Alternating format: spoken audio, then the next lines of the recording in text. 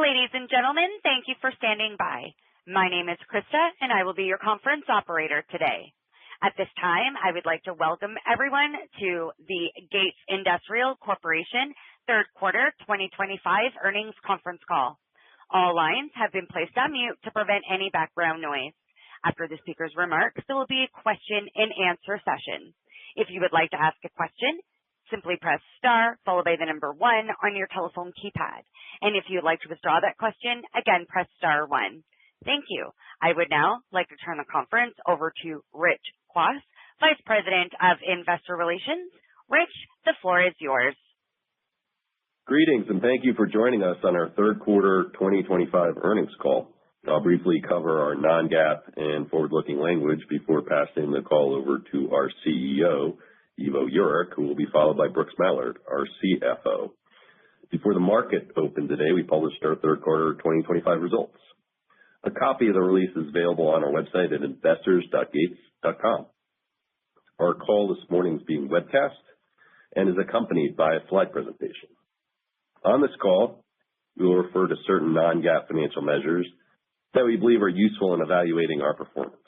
Reconciliations of historical non-GAAP financial measures are included in our earnings release and the slide presentation, each of which is available in the Investor Relations section of our website. Please refer now to slide 2 of the presentation, which provides a reminder that our remarks will include forward-looking statements within the meaning of Private Securities Litigation Reform Act.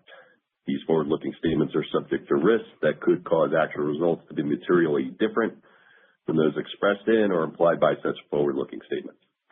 These risks include, among others, matters that we've described in our most recent annual report on Form 10-K and in other filings we make with the SEC, including our Q2 quarterly report on Form 10-Q that was filed in July of 2025.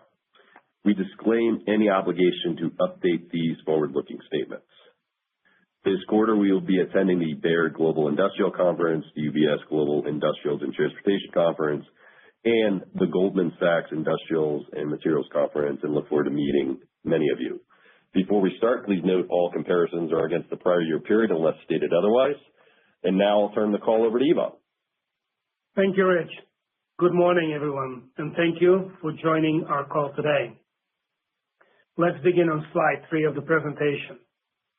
Gates posted solid third quarter results with positive core revenue growth of almost 2% under macro industrial demand conditions that remain subdued. Our replacement channel grew low single digits, supported by mid-single digit growth in automotive replacement. Our OEM sales were relatively flat. At the end market level, industrial was mixed. Globally, off-highway realized positive growth with stabilizing demand in construction, offsetting incremental weakness in North American and European agriculture. Commercial on-highway declined mid-single digits, impacted by decreasing production rates in North America.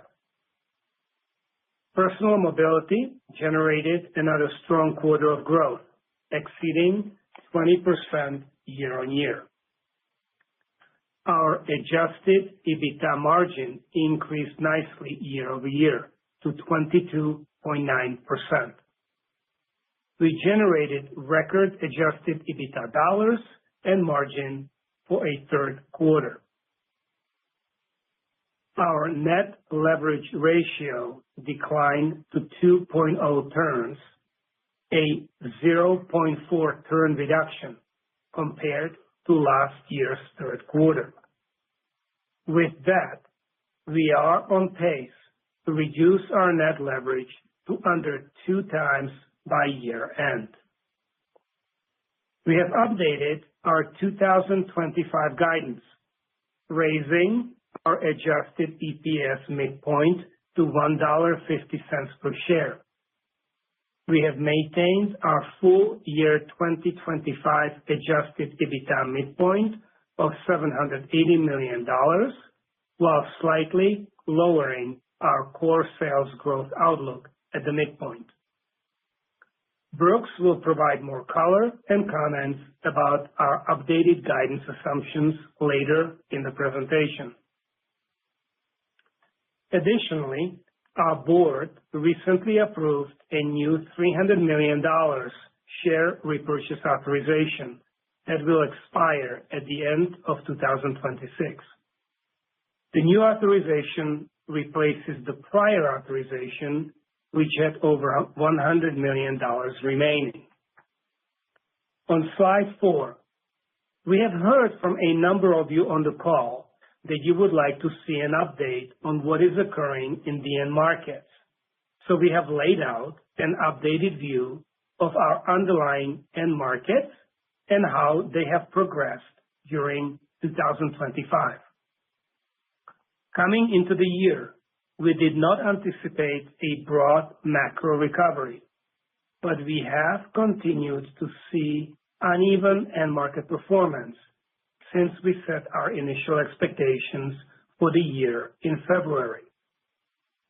We did, however, enter the year with some expectations that the PMIs could begin to recover in the second half of 2025. That has not emerged to date. Industrial off-highway demand trends have continued to languish and softened a bit relative to our expectation during the third quarter in certain geographies on reduced build rates and dealer inventory destock. Additionally, in the on-highway end market, the North American commercial truck production levels deteriorated as the third quarter evolved. Despite some of these near-term headwinds, we are still outperforming our underlying markets and believe that many of our challenged end markets are troughing or are close to troughing. Our automotive replacement and personal mobility business continues to grow nicely, while our data center opportunity set continues to expand. As such, we are optimistic that demand in the majority of our end markets will be more stable to improving at some point in 2026. Please turn to slide 5. Third quarter total sales were $856 million, which translated to core growth of 1.7%. Total revenues grew 3% and benefited from favorable foreign currency. As I have highlighted earlier, the end market performance was mixed in the quarter. Personal mobility continued to trend nicely higher, with its year-over-year growth rate accelerating compared to the second quarter. Off-highway grew mid-single digits with growth in construction and agriculture globally. However, ag declined incrementally in both North America and Europe. Diversified industrial and energy were both down slightly, and on-highway demand was soft. Automotive grew low single digits, with solid growth in auto replacement more than offset a slight decline in auto OEM. Our key growth verticals, personal mobility and auto replacement, contributed to the performance. Our revenues from data center also continues to increase, although from a small base. And we see the liquid cooling opportunity in early stages of more broad-based adoption. Adjusted EBITDA was $196 million, with adjusted EBITDA margin coming in at 22.9%, an increase of 90 basis points, and representing a record third quarter margin rate for the company. Our adjusted earnings per share was 39 cents, an increase of approximately 18% year over year. Operating performance contributed 2 cents, while a lower tax rate and consolidated mix of other items each contributed 2 cents. We believe we are effectively managing the enterprise across all aspects. On slide 6, we will review our segment highlights. In the power transmission segment, we generated revenues of $533 million in the quarter and core growth of 2.3%. Most industrial end markets realized growth. Personal mobility continues to be a strong contributor, with growth exceeding 20% in the quarter. At the channel level, replacement grew with automotive and industrial channel core growth, each growing low single digits. OEM sales also grew low single digits, with industrial sales growth more than offsetting a decrease in automotive. We continue to invest in our strategic sales initiatives and innovation to help drive potential outgrowth in the future.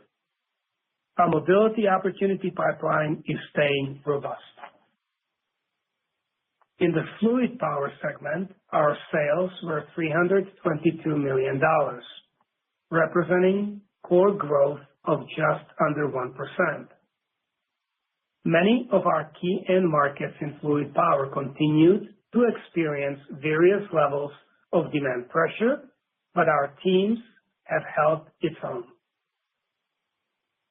Commercial on-highway sales decreased mid-teens as industry inventories are elevated.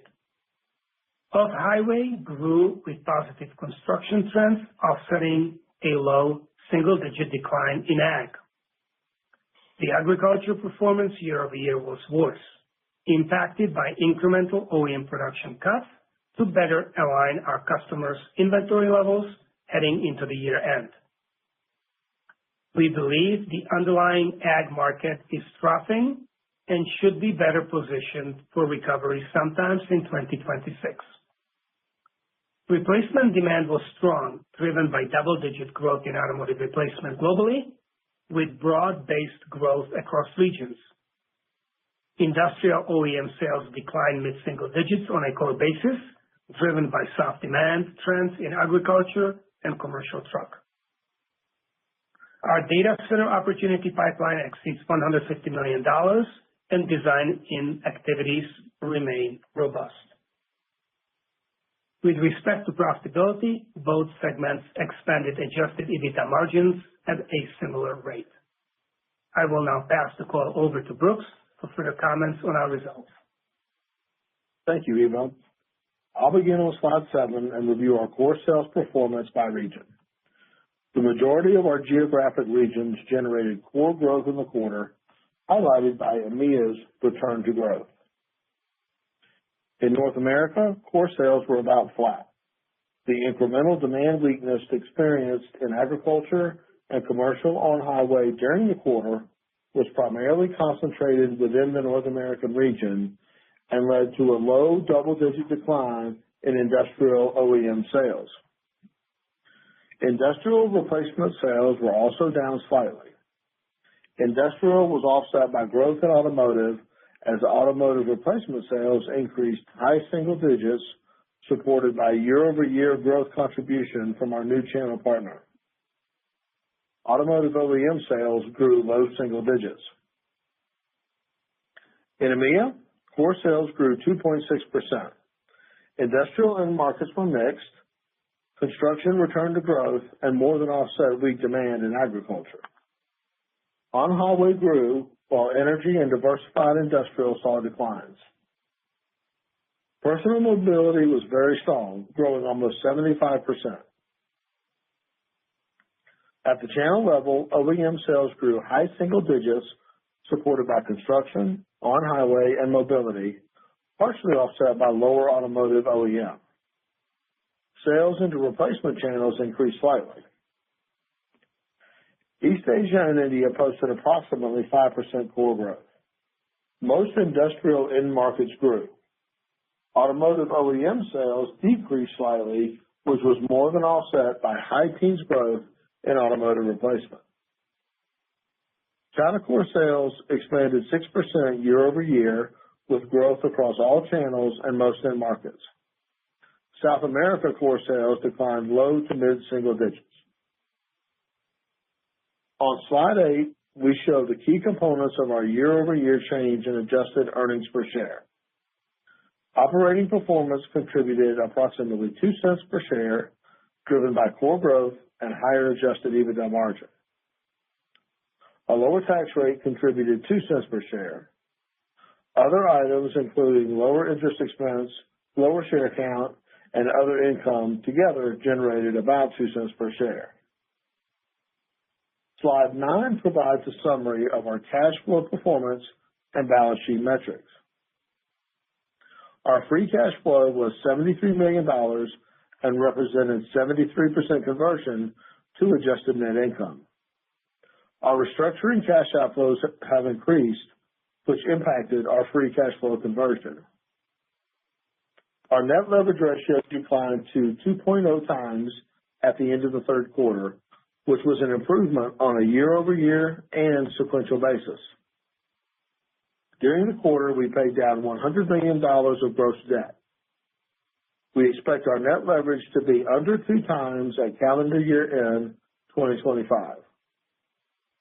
Our trailing 12-month return on invested capital was 21.6%, an improvement sequentially as improved operating performance helped offset the impact from internal investments in high-return projects. On slide 10, we provide our updated 2025 guidance. We have trimmed our core revenue growth midpoint to 1% and narrowed the range from 0.5% to 1.5% to reflect current macro conditions for the balance of the year. In addition, we have maintained our $780 million adjusted EBITDA midpoint and narrowed the range to $770 million to $790 million. We have raised our adjusted earnings per share guidance to the range of $1.48 per share to $1.52 per share, the upper half of our previous range. The $1.50 per share midpoint reflects a 2 cent per share increase relative to our prior guidance. Our guidance for capital expenditures is unchanged. We have lowered our free cash flow conversion outlook to a range of 80 to 90% from 90% plus as a result of increased restructuring cash outlays as part of our footprint optimization and restructuring initiatives. Turning to slide 11, we want to provide an update of our ongoing restructuring plans as well as the strategic system conversion that we have been working on and that we expect to be complete by the middle of 2026.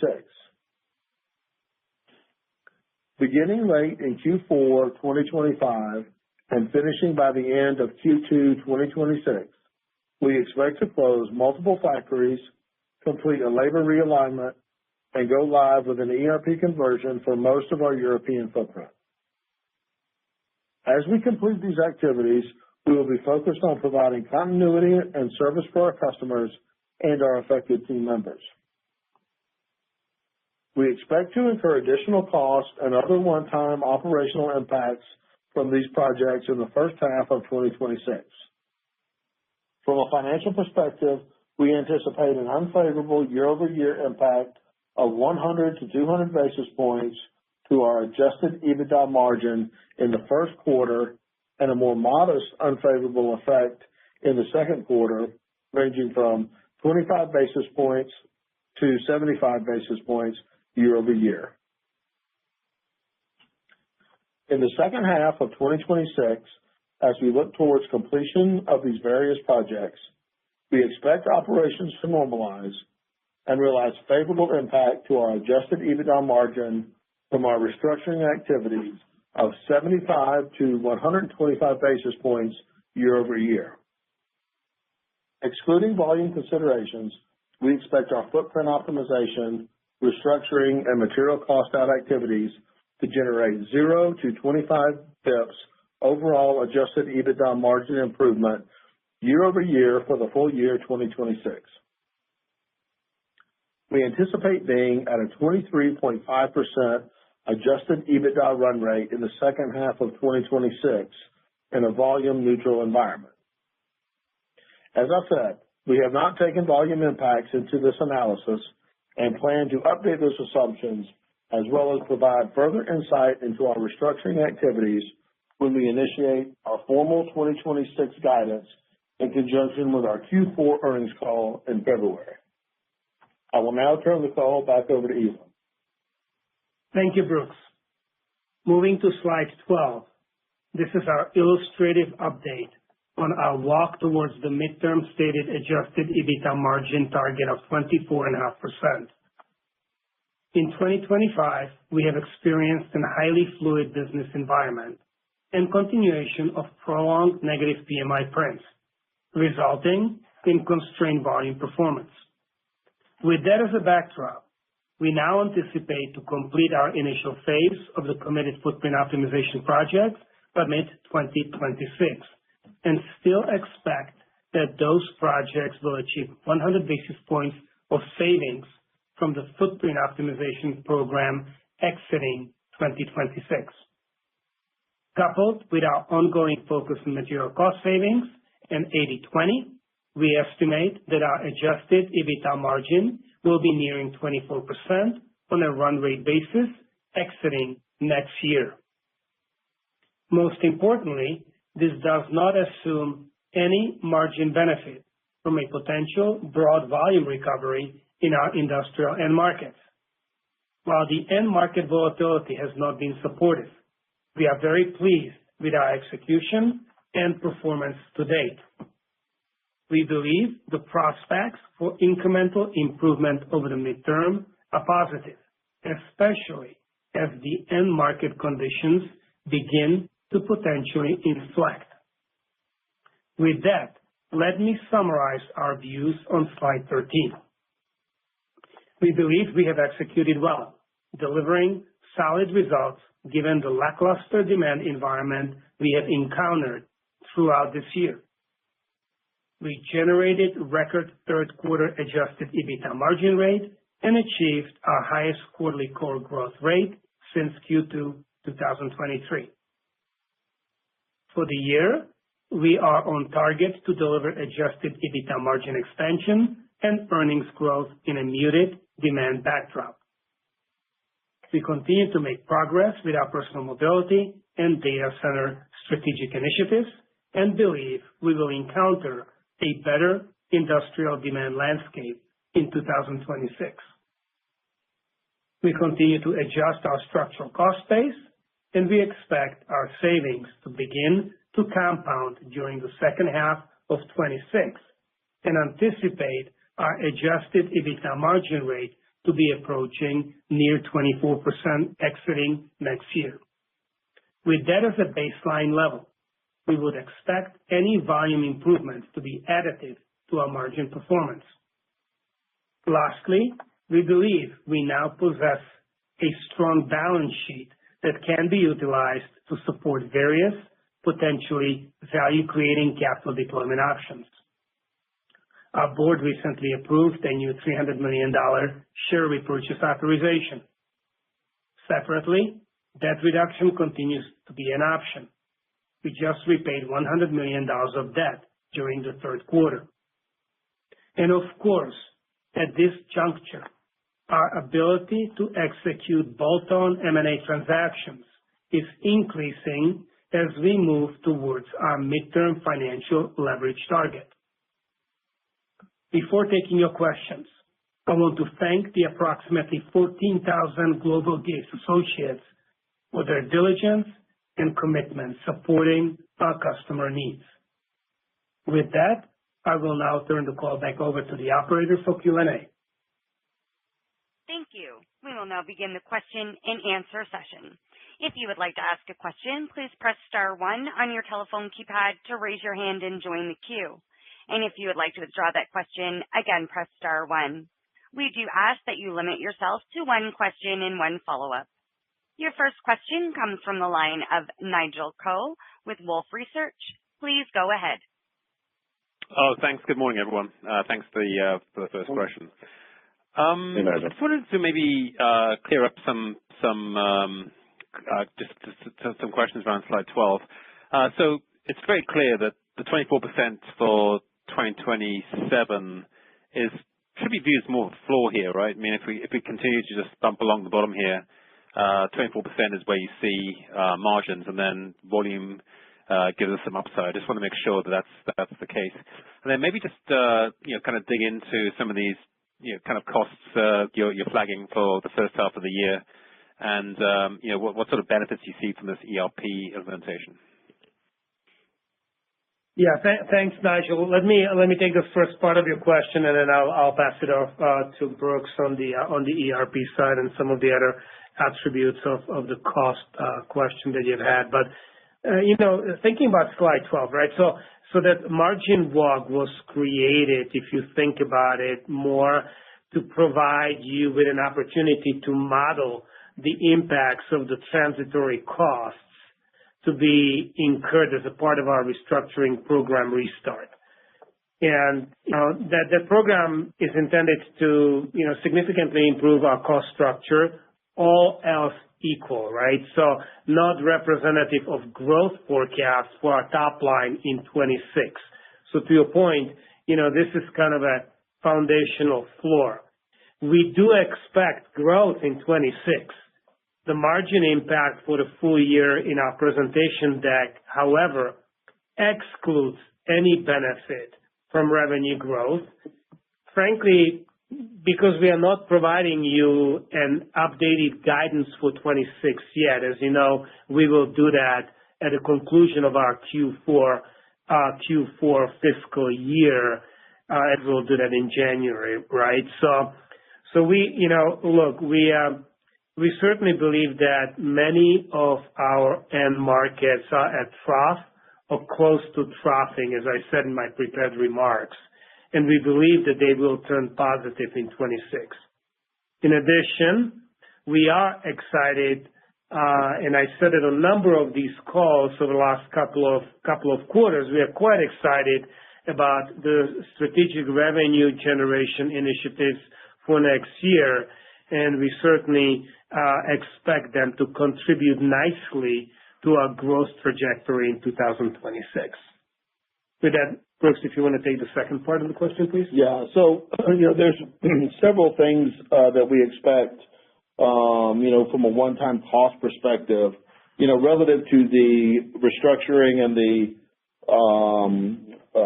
headcount alignment as we do the restructuring. We expect some additional, freight costs, expediting costs, redundant labor costs, and productivity, costs as we move through, some of these relocations, and that's normal course of business. We do expect, to Ivo's point, I'm going to remind everyone, a lot of, the backdrop for the reason we're doing a lot of these footprint optimization activities is to support our future growth. And so, yes, we're going to get a cost benefit, but even moreover, we're going to have additional capacity, both from a, machinery and equipment perspective, but more importantly, more capacity from a labor perspective to ramp, through the cycle. From an ERP perspective, we're replacing a fairly antiquated system, with a new system that's going to provide us, much more capability in terms of, warehouse management, in terms of, managing the front end of the business to the back end of the business. But we really haven't built any of those benefits into our outlook. We've been very neutral on building those benefits in, but we definitely expect to improve our efficiencies and capabilities and again support the strategic initiatives of the company with the ERP. But it does take, we do think it'll take us the first half of the year, to get that all lined out, which is why we wanted to be transparent and provide you an update of the cost and the impact associated with those activities. Oh, yeah, we definitely appreciate that. Thank you. Just wanted to double click on growth. You mentioned growth about 4 or 5 times there. What kind of tailwinds or visibility do you have right now on some of the structural growth vectors like data center, personal mobility, I'm guessing you're going to have some price carry forward for next year.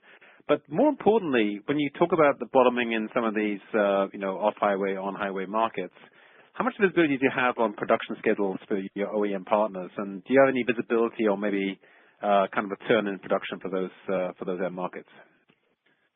Yeah, sure. So look, great question, Nigel. Thank you for asking that.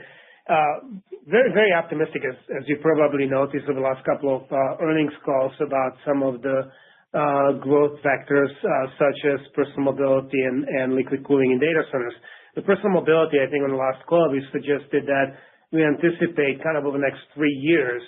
And again, while that's not going to be every quarter, I want to kind of remind everybody that things are not always linear, right? But if you kind of take the next 3 years, personal mobility, we anticipate personal mobility to grow kind of 30% year-on-year compound annually between kind of 25 and 28, right? And there'll be time that it's going to grow 22 to 25%. There'll be time that it's going to grow 35%. But on aggregate, we believe that that's going to grow about 30% compound annually. And we have that confidence because of the design wins that we've been talking to you about over the last couple of years. The destock post-COVID has occurred, and obviously we are delivering a real nice acceleration to the growth trajectory, and that will continue into the next couple of 2 to 3 years. So we're quite positive about that. We've talked about the accelerated adoption of liquid cooling. And while I'm not ready to give you a forward-looking revenue forecast for 26 today, and I'll do more of that on our next call, we are seeing tremendous amount of activities out there, and there are some real positive attributes, because what we are realizing is there's more cooling that's required, not less, in the projects that we are involved with. And we are seeing pretty substantial growth across the various customer base in the designing activity. And that's a really good precursor into what will be occurring over the next 12, 24, 36 months. So think about it kind of in a similar vein as when we were discussing personal mobility. So we believe that over the next 1 to 2 quarters, we're going to be giving you some more tangible attributes associated with the dollars and cents about what that's going to represent in 26 and 27. But so far, quite optimistic about what we see there. Our automotive replacement market, while we don't necessarily talk about it as necessarily a growth torque, we have been growing that market quite substantially and quite nicely over the last couple of years, providing a great deal of stability for our revenue generation, and we believe that that's going to continue as we move into 26, 27, and 28. There's still plenty of opportunity, plenty of firepower left to be able to continue to grow that market in that kind of 2 to 3% range, which is rather nice for kind of a more mature type level of applications. So put that aside from kind of the incremental over and above, if you would, growth trajectory to kind of your standard base. Then when I take a look at some of our more traditional end markets, look, we certainly believe that the auto OE business, while it does not represent a significant size of our business, that's stabilizing, and we believe that we will start seeing more additive growth rates in North America and ultimately in 2026 in Europe. So we believe that those markets are stabilizing post-Liberation Day announcements as these companies are different countries are developing different agreements with our administration, and I think things are starting to stabilize there. I think people are becoming a little more optimistic about that end market. We see some positive, I would say, formation of green shoots certainly in commercial construction end market, and we are starting to hear more positive news about what our customers expect there. Ag is still challenged, and I talked about ag actually got incrementally worse for us in Q3 while we have delivered maybe a positive core growth overall in ag. It got a little bit worse than what we've anticipated, but we do believe that that's troughing, and that while it's not going to go off to the races in 26, it's going to be significantly less bad than it has been over the last 8 quarters. And so, we are somewhat, positive about that. And then ultimately the diversified industrial market, we've talked about it being kind of more, bottoming out over the last couple of quarters. And we certainly believe that that's bottomed out and that should start being more accretive in 2026. So I don't want to give anybody an idea that, we have come out and we have given a forecast that we will not anticipate to have an organic growth rate in 2026. We're actually quite optimistic about it, but we just wanted to give you a visibility on, modeling of certain structural cost removals that are going to be going in and out over the first half of the year and resetting our cost structure, becoming more competitive, and giving ourselves the opportunity to actually support that growth rate, which we are very optimistic about. Great color. Thanks, Ivo. Your next question comes from the line of Deane Dray with RBC Capital Markets. Please go ahead. Thank you. Good morning, everyone. Hey, Dean. Good morning. Hey, wanted to circle back on slide 12 again. I know you've given this as a margin walk, and I don't know if you've provided this previously, but can you give us some dimensions of the restructuring, like how many plants, where are they, what kind of headcount reduction, the dollar amount being invested, and the dollar kind of payback cadence? I know you're providing it as a margin, but it would be helpful if you provide that dimension to it as well. Maybe you're restricted. I know that if it's outside the U.S., you've got some works council, but maybe if you could start there, that'd be helpful. Yeah. So look, Dean, it's fairly complicated because it's a combination of, if you remember when we said we were doing the restructuring, it was mostly around North America and EMEA, right? So we'll kind of leave it at that we're closing multiple factories, and there'll be hundreds of affected employees. I would say the payback generally ranges from 1 to 2 years, depending on the amount of severance, the amount of move, the amount of investment that we need to make.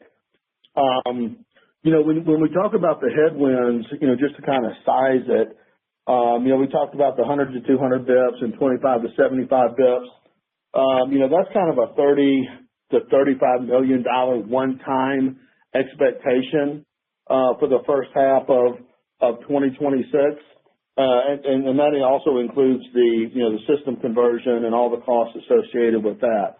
And so, I would say the other part, if you think about our increased capital spend over the past couple of years, that's part of the investment as well, right? And so, if you look at what we spent over the past couple of years, you could say, maybe $20 million last year, $20 million this year. So that's part of the investment as well. So when you calculate all that up, that kind of, gives you that, 1 to 2 year payback. Again, depending on the timing of when the projects get implemented, and when the savings come through.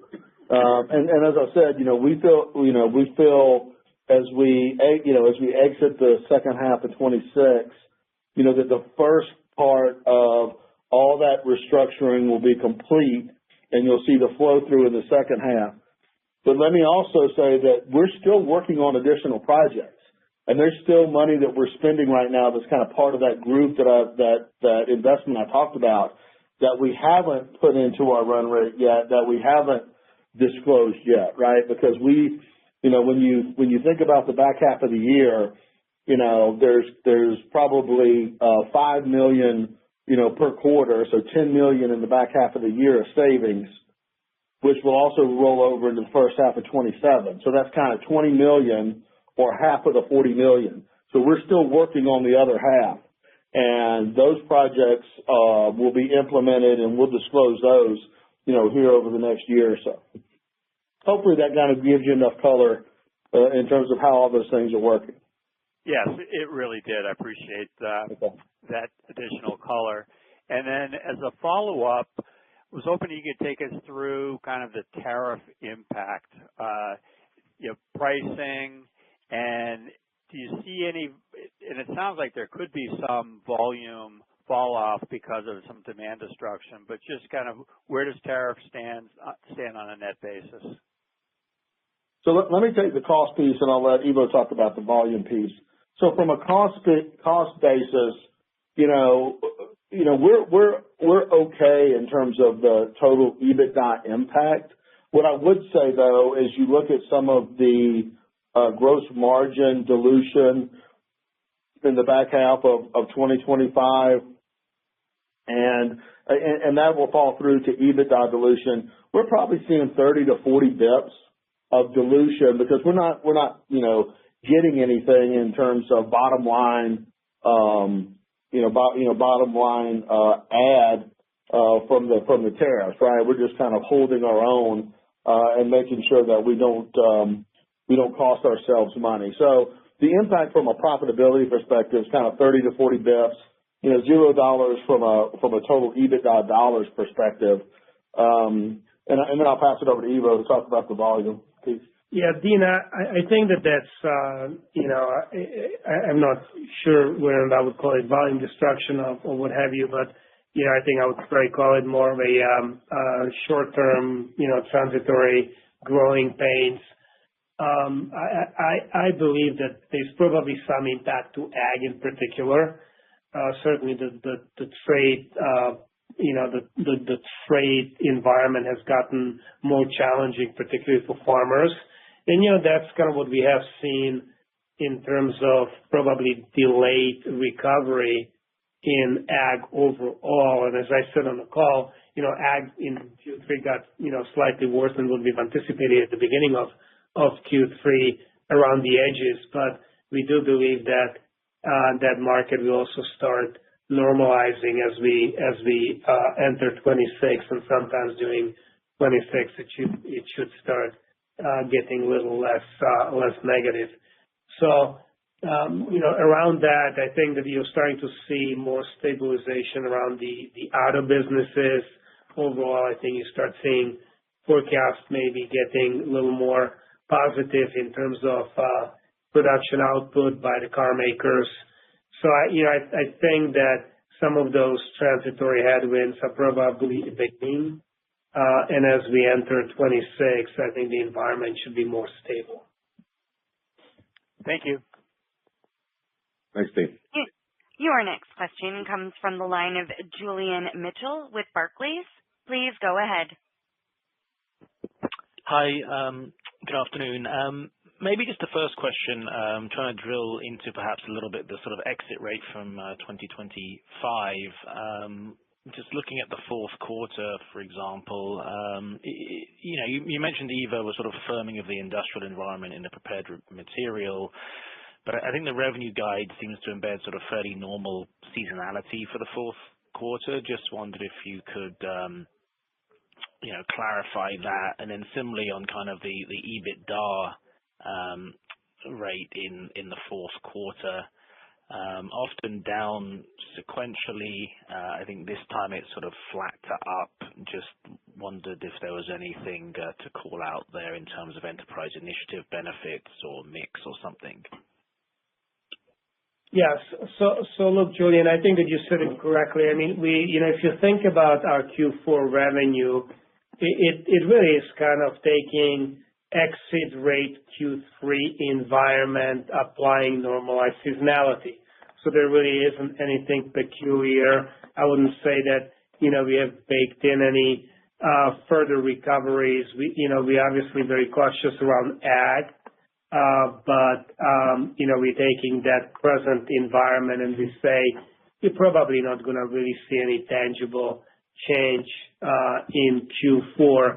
And take into account that, many of these end markets, many of our customers have had somewhat, challenging years. I don't see anybody, trying to preposition themselves for 2026. And that in a way, I would say is positive, that folks are not prepositioning themselves. I think that people are now focusing more on 26 and, we are hearing certainly more, kind of an optimistic outlook about 26 and, certain segments of our business. So, that being said on the demand, and I'll let Brooks chime in on the EBITDA for Q4. Yeah. So from a Q4 perspective, we're still seeing some, we're seeing, some of our initiatives roll through around material costs. That's offset by, some of the tariff dilution, and the kind of normal seasonality in terms of Q4. I think we're pretty happy with where our inventories are in terms of service and then building, being ready for some of these activities in Q1. So we're not building, significant inventories as we head into the end of the year. So all in nothing, some puts and takes, right, in terms of, things working in our favor, other things, that we're taking on and making sure that we're able to deliver EBITDA growth year over year, but nothing, structurally different as we end the year. But Julian, we're also executing rather well, right? I mean, if we were 18% EPS growth in Q3, record level of margins in a reasonably muted end market environment. So I think that, the organization is doing a good job in managing during some of these challenging times and frankly, delivering differentiated operating results. Great. And then just one quick follow-up on the sort of cash conversion. I think you walked down the guide a bit there. There's some higher cash restructuring. Should we expect much improvement in conversion next year or no, because of the EMEA and North America restructuring charges will sort of weigh on next year? Yeah, we'll have to take a look at that. I mean, I would think that, the bigger part of what's affecting us in 2025 is the restructuring charges that are an add back to adjusted EBITDA and adjusted net income, but flow through the free cash flow, and then the higher CapEx as well. I would say that we're going to continue to spend CapEx, although I would imagine it starts to dial down just a tad in 2026. And we'll probably see some small headwinds related to the restructuring, cash out versus how it shows up in adjusted net income, but probably not as much as we do this year. And again, we called out the headwinds. Those are going to show up in the numbers and show up in the cash. And so that won't really affect the overall cash conversion number because those will be in both places. So we'll update that and we'll make sure that we call that out specifically when we update our guidance for 2026. But again, that's really just a kind of, it's in one number, it's not in the other number, and so it's a little bit out of balance. We need to make sure we call that out in our cash conversion. Great. Thank you. Your next question comes from the line of Jeff Hammond with KeyBanc Capital Markets. Please go ahead. Hey, good afternoon now. Appreciate all the color. So just to kind of, put a bow on this, noise around, margins and the margin bridge, because I think that, the message is getting confused that, next year's a transition year and maybe your long-term target's getting pushed out. It seems like to me, you had said, to get to your margin target, you needed 100 to 150 basis points from volume, and that hasn't played out. And it seems like you've maybe outperformed on, internal execution, material savings, and, the volume's been the whole, but, maybe just level set me on that. I think, Jeff, you said it perfectly. We're actually delivering on our midterm targets without getting any help from the underlying macro.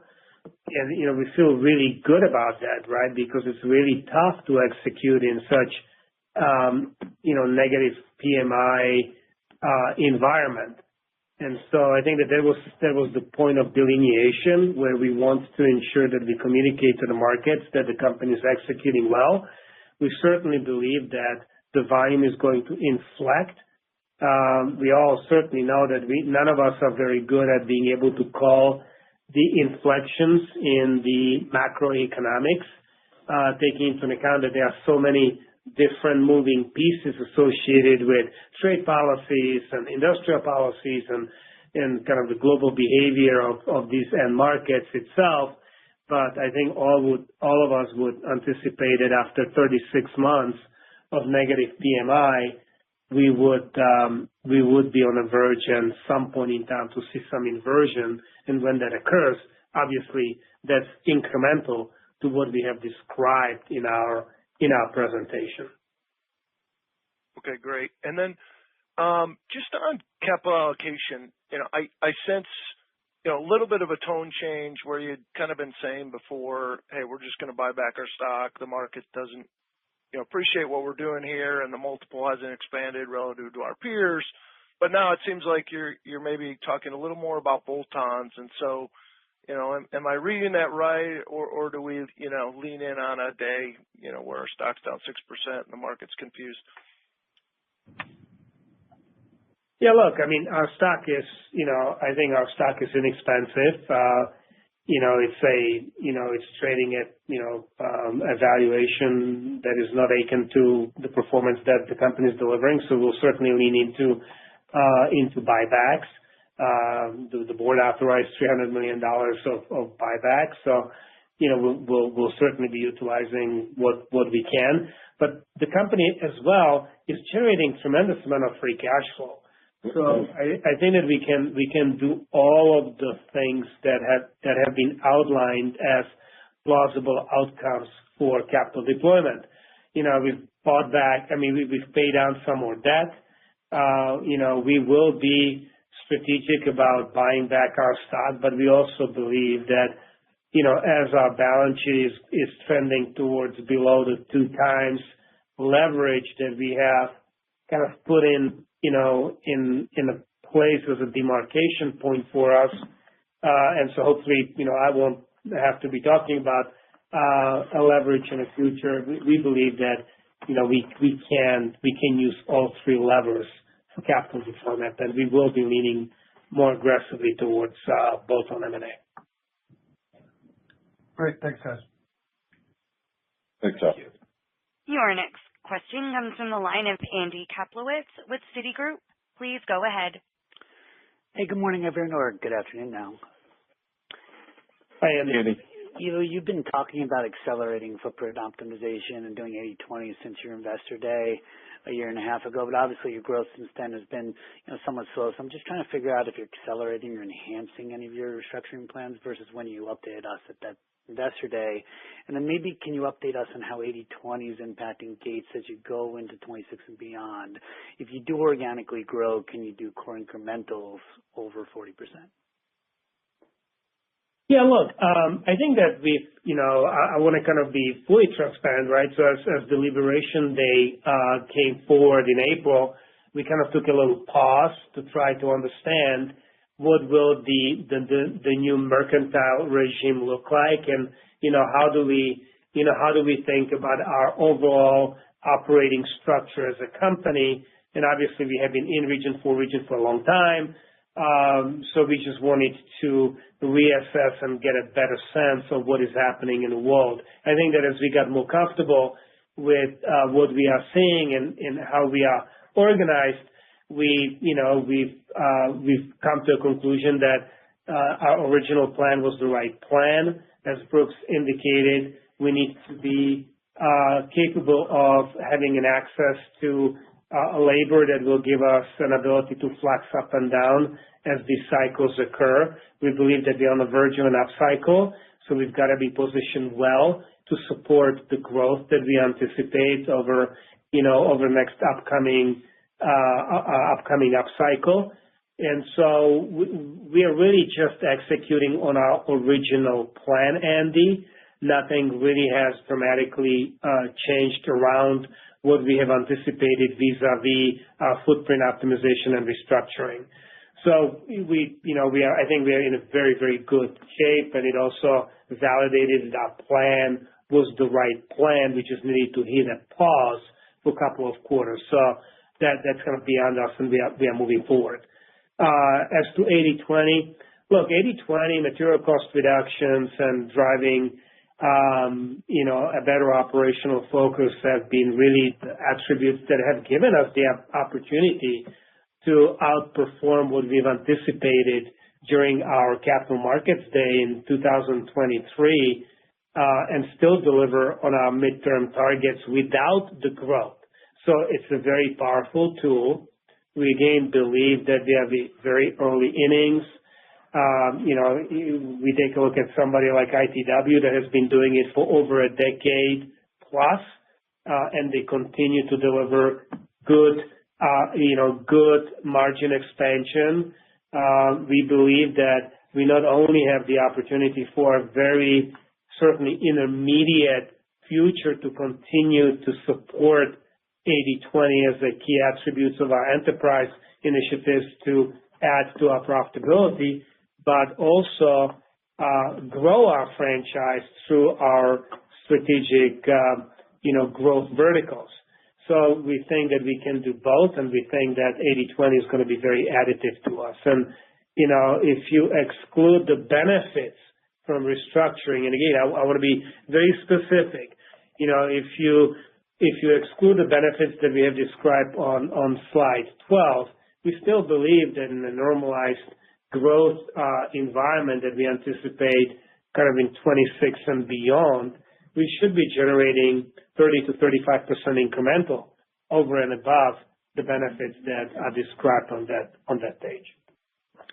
Yeah, well, that's helpful. And then just in terms of growth by region, I think you explained what's going on in North America well.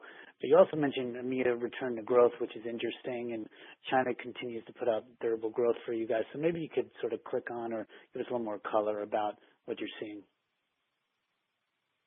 Yeah, look, I think that, in North America has been probably most challenged from kind of agriculture and market exposure that got slightly worse. And remember, it wasn't a ton of dollars that that it got around the edges less supportive than what we've anticipated. So it's just around the edges less supportive there.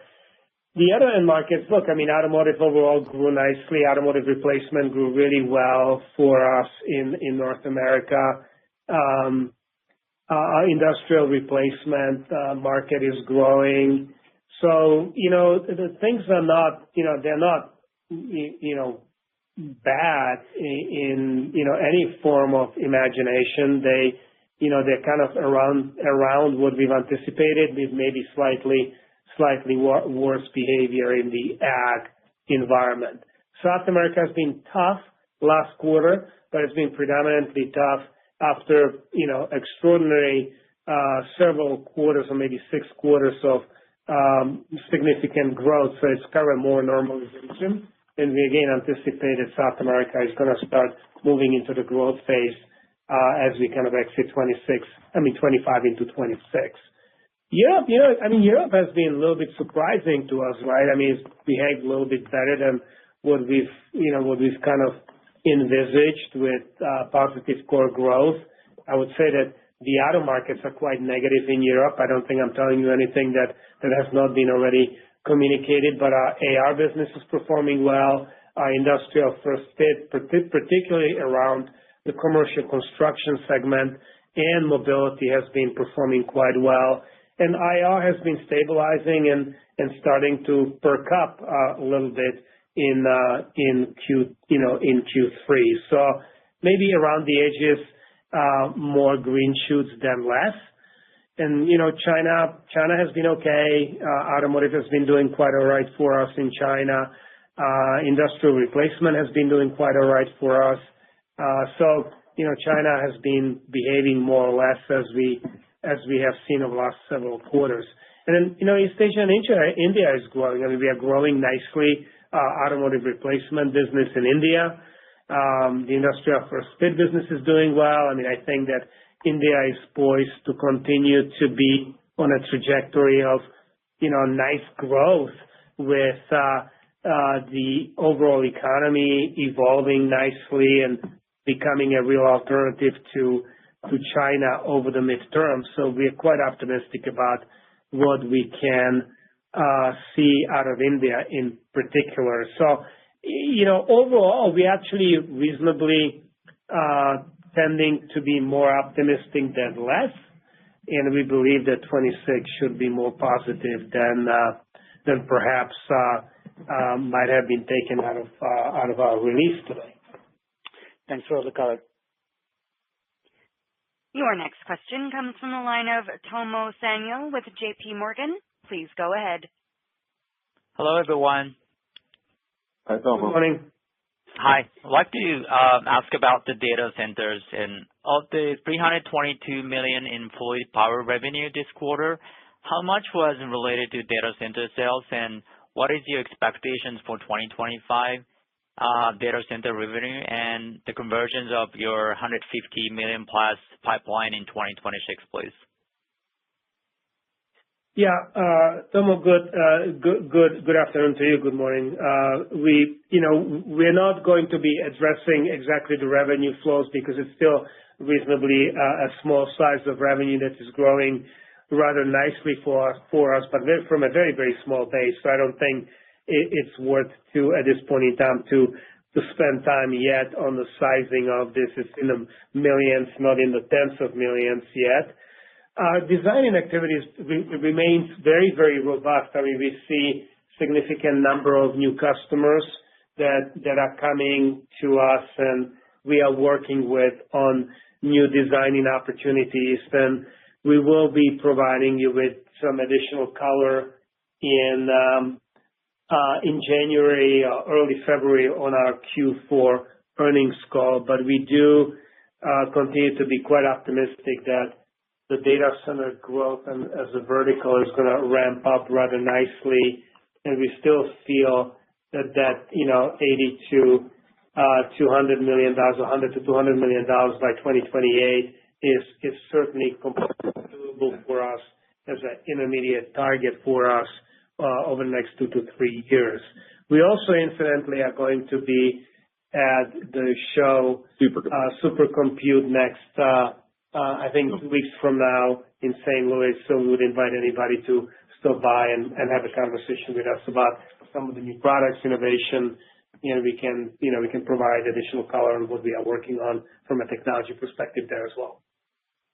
Thank you, Ivo. And follow up on pricing perspectives. Could you talk about how effective you have been in passing through cost inflation in Q3, and what is your pricing strategy for 2026, please? Yeah. Well, look, I mean, we've going back, I mean, we've always been, I would say, as effective as anybody in terms of passing pricing through from an inflation perspective. When the tariff, all the new tariffs came out, for the most part, we're able to cover that with pricing. I mean, there's certain regions that are a little bit more pricing challenged, particularly in Asia, where we're able to offset it more operationally than through pricing. We've always been very, very transparent in terms of, we're going to cover, material, utility, inflation on a yearly basis with pricing. And then, the 80/20, when we implemented 80/20, we added a value pricing lever to our pricing, kind of tactical approach. We make, hundreds of thousands of SKUs, right? And so, some of these SKUs, you want to be more competitive on. Some of them, you're the only ones that make it. And, you can price those, based on the value you bring, because you may be the only one that makes that particular part. And so, we continue to use our 80/20 playbook to optimize pricing. And in the aggregate, we're always going to make sure that we use pricing to cover our material and utility inflation. Thank you. I appreciate it. That concludes our question and answer session. I will now turn the conference back over to Rich for closing comments. All right. Thanks, everyone, for joining. If you have any further questions, feel free to reach out. Otherwise, have a great rest of the week. Take care. Ladies and gentlemen, this does conclude today's conference call. Thank you for your participation, and you may now disconnect.